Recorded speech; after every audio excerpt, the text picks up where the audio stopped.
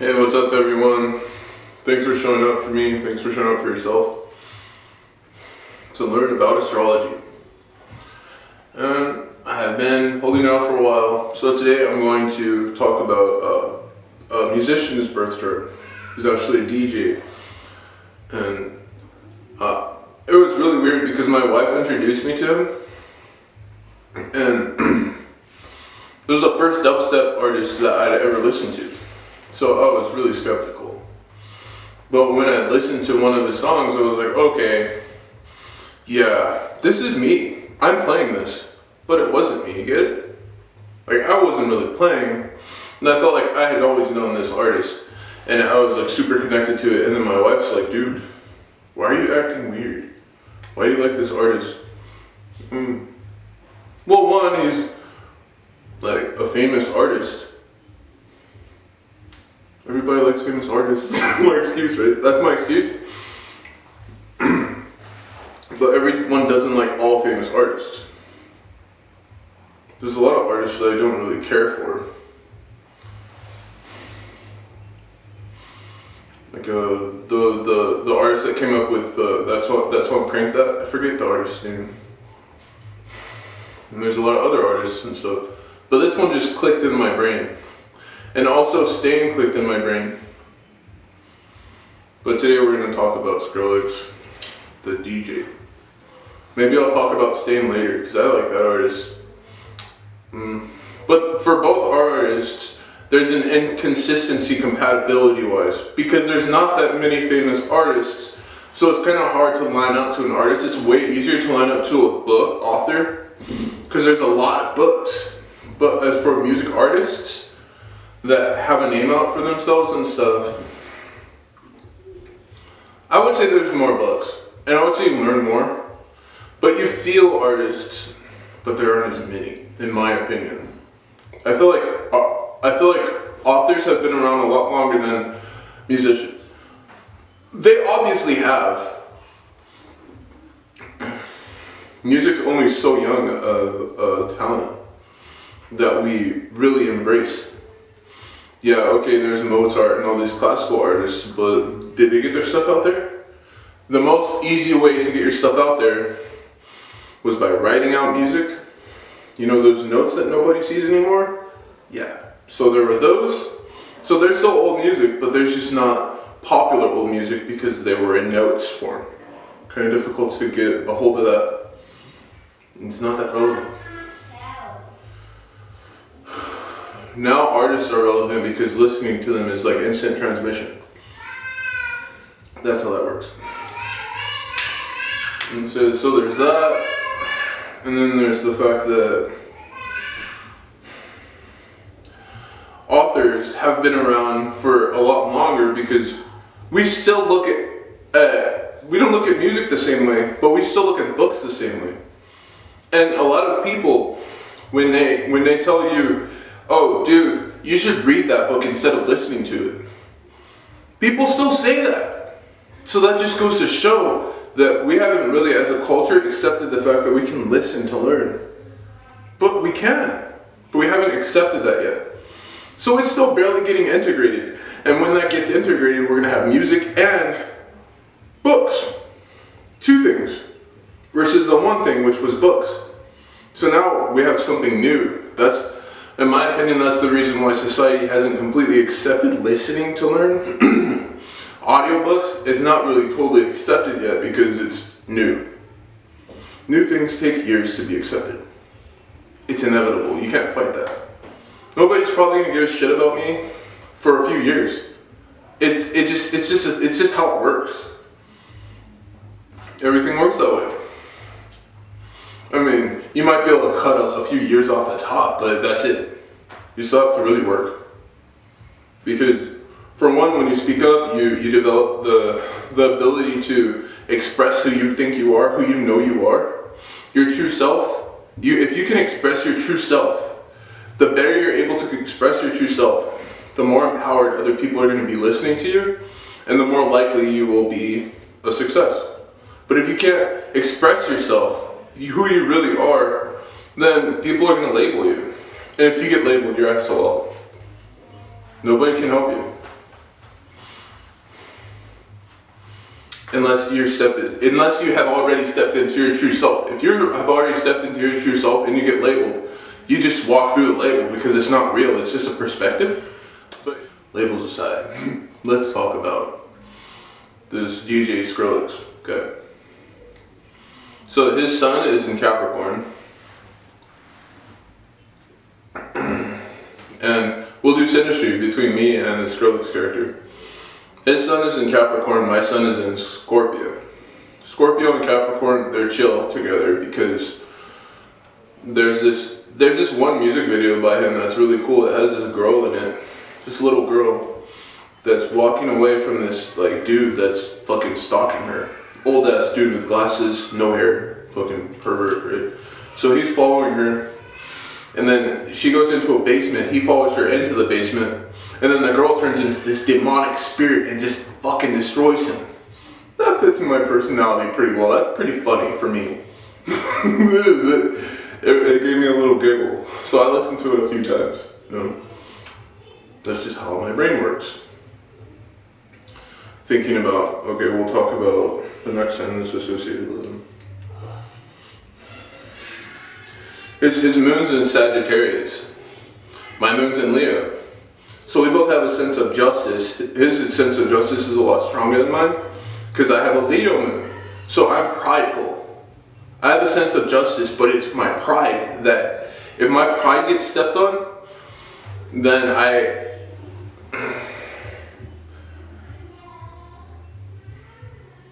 don't have justice anymore. My pride is my justice. If I didn't have my family, if I wasn't nurturing everyone I love, I wouldn't care about anything. I would just do whatever I want. But since I have a family to nurture, that's my backbone. It's like my chakras automatically align themselves when I realize that I have a responsibility. And for Sagittarius, they're always focused on justice, on what is just, what is right. So the whole child thing really hit me because I have pride in my children. And this little girl turns into a demon and kills this dude. So I'm like, yes, that fits me very well. Especially because I'm really dark. I bring things from the dark and I show them to people, right? Okay. And his Mercury is in Aquarius. My Mercury is in Libra. I have a sense of balance. I really like to have everything balanced out. And Aquarius really likes to communicate outwards. Communicate outwards and then have emotions come inwards. And then la-di-da, same diff. Make friends, influence, chop wood, go to sleep, go back to work, attract friends at work, be fun, be bubbly, blah blah blah. Aquarius is really good at attracting people in their nature. Libras are really good at balancing people out in their nature. So you can kind of transmute that into, okay, so we're balancing people out at the same time while we're creating unity, which is important. So you put those two together and everything's just perfect.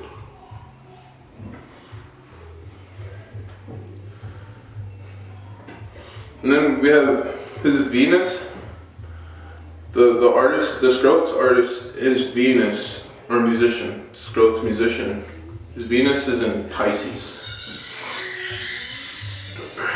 Pisces Venus is whatever it wants to be. And I remember looking at his birth chart being like, dude, I'm super compatible with this dude, blah, blah, blah, blah. But Venus Pisces, that's the inconsistency for me with this character. But my perspective on the fact that there's Venus Pisces in his birth chart is like this. This character can be whatever they want through their Venus. Okay, so Venus in Pisces. Skrillix's Venus is in Pisces. Not consistent with my personality. Everyone has their own sense of structure. Everyone can be strong. No one is weak, period. It doesn't matter how feminine your chart is, how masculine your chart is. You're structured, and I'm structured. Everybody's structured in a different way. Damn straight fact, okay? Stay with me on this. This dude's Venus is feminine. And Pisces is very spiritual. And they are very mutable and creative, and Pisces has a tendency to just do whatever the hell they want and fit into that circle, which is beautiful and it's really inspiring. But my Venus is in Libra, which does not know how to change into anything. Libra is structured, has a sense of right and wrong, staying balanced. That's it. That's all. And so this dude's Venus in Pisces kind of turns me off a little bit sometimes. Maybe I'm just a little tired of listening to this artist because I can't find any more of his new music. Or he's working with a lot of different people because he could do whatever he wants. So I lose interest, right? Say that. But it's still badass. But for me, I can't really stay focused on him. I was focused on him for like a few years. Maybe a year, honestly. Maybe 2, maybe 3. I don't know, but yeah, he's got really cool music though. And you could like dip in and out of my energy vibe whenever it wants. Because that's how Pisces is. Pisces can do whatever they want. Which is cool for them. So that's cool for them. But not for me, because I don't know how to identify with all the perspectives. Maybe I should just manifest myself next time with a lot of Pisces in my chart. That's my intention. No, it's not my intention. That's why it's not my intention. My intention is just to be happy now and be grateful with who I am. And I am very aggressive and balanced. That's it. Really. In a nutshell. Next, his Mars is in Sagittarius. There's that sense of justice again. So his moon and Saturn, his Mars and Saturn, but we're talking about Mars, are in Sagittarius, which seeks justice. And my Mars is in Aries. So I'd really love to see justice being fulfilled. Because Aries is like hardcore, doing everything that needs to be done right away. Magic type of vibe. Tries to be the magician. So that's definitely true with the whole Mars vibe. Mars is like always done vibe. And dude's Mars is in Sagittarius. So if Mars is always done, if Sagittarius is like, this person isn't done right, and his has to be redone, then Aries is gonna be like, holy shit, thank you so much. I am so effing glad that you pointed out that this needs to be straightened out. Now that's done. See how we work great together? You know, that's how the energy is together. Which is cool. Very interesting. Very empowering.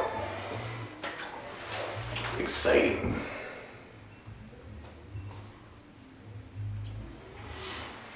It's an exciting flare. It's this flare, and then the flare attracts the fire, and then that's it. Or the flare puts out whatever needs to be done, yeah? Sagittarian arrow, destroys whatever. If it doesn't get destroyed, someone's kicking their ass right now, type of vibe. That's how that is. Jupiter is in Aries. My Jupiter is in Gemini. So, as per growth, for growing in life, I want to identify this with his songs again. So he's got a lot of music videos that I like, and that I feel associates with me growing in my life. Understanding that if you have a certain amount of style, you're going to be understood better. Understanding that from this one song, which I thought was really cool, it had this Indian tribe in it. and there are these people coming up to their house trying to evict them, and they went into the backyard, and then the dude freaking does like some crazy spiritual shit and like sends like this eagle spirit at the dude that's trying to evict them, and then the story ends. It's hardcore. It's like, dude, if you put your perspective in the right way, I feel like that's what was speaking to me. Like, dude, put your perspective in the right way, and then you can use your perspective to change your own life. Damn straight, man. You can't hide from yourself. You're always your own worst enemy, and you are always your own best friend. And so it really speaks to me, because this one is my being air energy, me having air energy. This is fire energy. So it's like, dude, speaking up to me, get your shit straight. And then my Gemini is like, oh shit, okay, my stuff has to be straightened this way, because you described it that way. Thank you. Blah, blah, blah, I'm doing this now, everything is straightening itself out. Thank you, I appreciate you. Don't arigato type of vibe. Which is cool, right? We have Saturn and Sagittarius. My Saturn is in Sagittarius. My Saturn is in Sagittarius, meaning that I like to take shit, put it in perspective, put it in bold, what needs to be handled, and do it. This dude's Saturn is in Sagittarius also, so I can feel the energy saying, okay, for society to be awesome, they have to do this, this, and this, and then do it. And I'm getting that vibe. For all intents and purposes, I'm just going to say really quick that I believe that the reason why this person is doing really good with their life is because they have been doing it for a really long time, making music. He's been, what's his name? His name is Sunny. I forget the rest of his name. But yeah, he's been working at music for a really long time. And now he's got this freaking baby that's like amazing. And in that respect, thank you for being you and producing such awesome music. And thank you everyone else for being there and giving me attention and helping me to learn about astrology. Because that's the goal. That's the main goal. And to summarize this dude's chart and my synastry with this chart, last thing I want to say is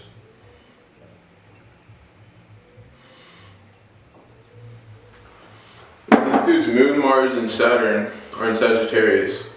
My moon is in Leo, my Mars is in Aries, and my Saturn is in Sagittarius. So moon, Mars, and Saturn, which means this character is very good for me because it's easy for me to sit down and meditate when I'm listening to his music. And Mars, I'm able to understand how I should be aggressive in life to become a more productive member of society. And Saturn, I'm able to listen to his dubstep music and understand how to point out flaws, how to stand up for what I believe in. So all that encompassed in this character, helping me to become who I am. My gratitude in thousandfold. Thank you. Thank you everyone. And please have a great rest of your day and enjoy your present.